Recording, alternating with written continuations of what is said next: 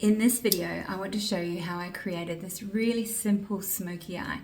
So there's 6 steps to the eyes, and this is just really simple and easy. It's a bit of a matte look, and I also do my skin prep and foundation as well. Let me know what you think. Before I begin with my smoky eye tutorial, I'm going to start with the Medicube. These are a zero pore pad, and this is a really great way to minimize those pores, add some extra hydration, and also cleanse the skin. So I'm just going in all over my skin. You'll notice there's 2 sides to this pore pad. One has a little bit of a rough side, which I'm using first. That's that one there. And now I'm putting it over the other side. It's a little bit smoother. Now I do have some residual mascara on, and also some eyebrow product, which I just sort of wiped off then, just in case anyone was wondering. I do like to just keep that mascara on, otherwise it just sort of gets all flaky. So I will just go over the top of it in the end. Now this is another new product for me. It's by Collecim. Professional. This is a hydration cream. Now I didn't realize just you don't need as much as I took, because as you can see it's just still really sinking into my skin, and I'm managing to place it all down my neck and décolletage as well. So this is beautiful. It is really key for hydration. I also have another one of their products, and this is the eye cream. Now it took me a little minute to try and work out how to open it, but check that out. That is the coolest little applicator. It's more of a gel, like a thick gel-like consistency. So I've placed this over and underneath my eyes. Now this one is a really good one to contour and lift your eyes. So I'll place some links in my Shop My with these. Going in with the Il Makiage, this is their no filter poreless base smoothing primer. Now it does exactly that. It kind of feels like I've placed it on, it's so smooth, and it just looks like I've filtered my face. So staying with Il Makiage, I'm taking the 075. This is the one that was color matched to me during my quiz, and I'm placing this all over. Now I've probably taken a little bit too much. As you can see, it is blending out beautifully on the skin. Now I'm using their brush as well. Now the brush is called, it's the 100 foundation blending brush. It's beautiful, so soft. Definitely recommend getting the brush if you're going to get the foundation. It does help with your application. So as you can see, I'm just doing it to that one side, and it's applying beautifully. It's a great match to my skin, and I'm placing it all over my eyes and under my eyes as well. I will actually take possibly a little bit more just to place on my cheeks, just to knock out some of that rosiness that I tend to get, and just add a little bit of a layer. So good to see there that you can actually layer it up if you wish to have a more sort of medium to full coverage. But I do like my skin to look like skin, so I didn't actually want to go in too heavy with this foundation. But I am doing a smoky eye, so I feel with a smoky eye, I do like to add that little bit extra. Now, this is the MCO Beauty Contour Wand. This is one of my old favorites. It's not the best applicator, it's very messy, but it is actually a great product, very easy to use.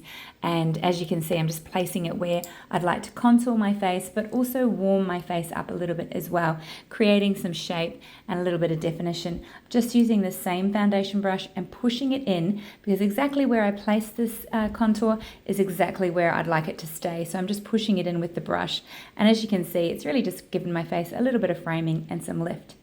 This is the Rumi Cosmetics. This is the Power Brow. I had this on earlier, so I'm just really going to top up what I sort of took off before. Very easy to use, just it's got the little spoolie wand with it, and I always start with the outer tail of my brows because they tend to sort of disappear towards the end. Now I'm just sort of making sure I have them even, combing through with a clean spoolie brush just to make sure that one's not higher than the other.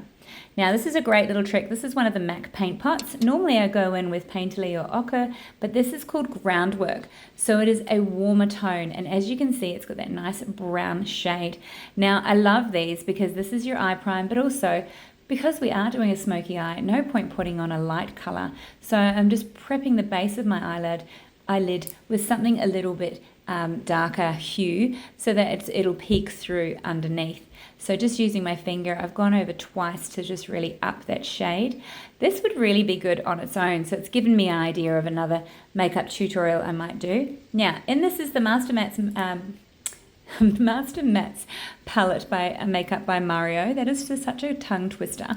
Now I've gone into one of the darker brown shades, and I'm using one of the BK Beauty brushes. These are fast becoming my absolute faves. This one is the 205. So I wanted something that was a little bit of an angle to it. It's quite dense, and I'm really pressing that dark brown shade into that sort of ball of my eye and along the lash line.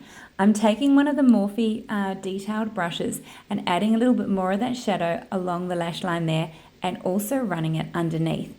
So this is step number 2, color number 1. Okay, so step 2, shade 1. Step 1 was the primer.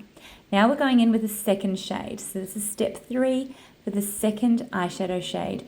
So really, depending on what shade you go, just go down the next shade, something slightly lighter. And what we're doing with this one is we're placing it right into the outer crease, focusing most of the color in the outer crease and sweeping the residual through to the inner corner. But make sure you do go all the way into the inner corner, because this will create that nice sort of radiant of different colors, or gradient of different colors is what I'm trying to say.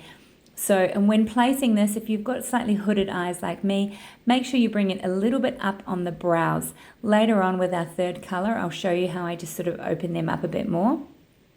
So really just buffing it in, little windshield wiper movements. This is the same brush I used earlier, so I just swept it off with a little exfoliating pad and using that medium color, color number 2, underneath as well. Now, this is the One Swipe Gel Liner by Youngblood Mineral Cosmetics. This is in Caviar, which is their black. So as you can see with my lashes moving, I'm really running it and rubbing it into that lash line. I've created a little baby wing with my fingernail there, and then just meeting it and also going up into the tight line to really create that drama in the inner corner as well. Running it along the bottom lash line, I decided not to go into the waterline on the bottom. You can to create more drama and more of a smoky eye. I just really like the white of my eyes sort of pop, really trying to make them look a little bit bigger than they are. Same on the other side, sweeping it all the way through the lash line and up into that tight line as well, and a small amount on the bottom.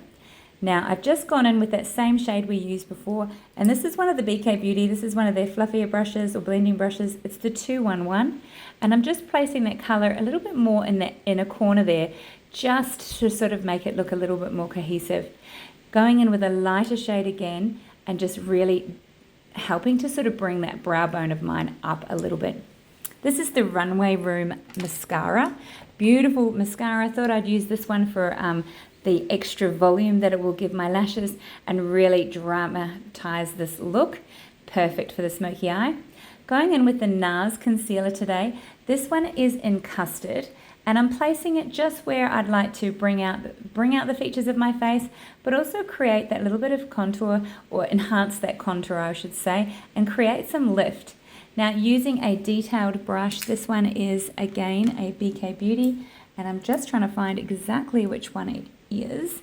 I think it is the 109, although there are two. There's one that's slightly smaller. Here it is. So it's the 113. So this is perfect for just sort of blending that in into those more finer points, and just really blending it into the rest of the makeup and creating that little bit of highlight as you go. So just under the cheekbone there, that really helps to create the shape and give you that little bit of lift as well. This is one of the Youngblood Vivid Luxe Cream Blushes. These are my favorite. This one is called Tiramisu.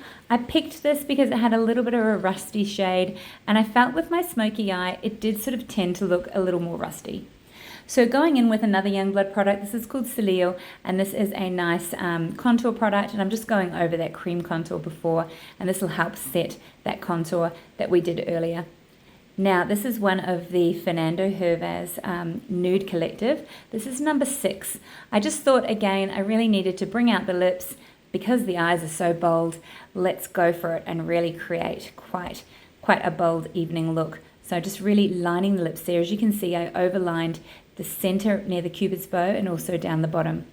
Heading in with a little bit of that bronzer powder, and just to fine detail brush, just sort of sweeping it underneath to make my lips look a little bit fuller. This is the St. Renee's lip gloss.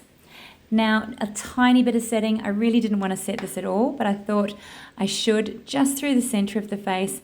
And as you can see, because it's the translucent powder, a little bit like baking, it does tend to really help lift as well. Taking that headband out and bringing out my curls. It's been a little bit flattened. Let me know what you think of this look.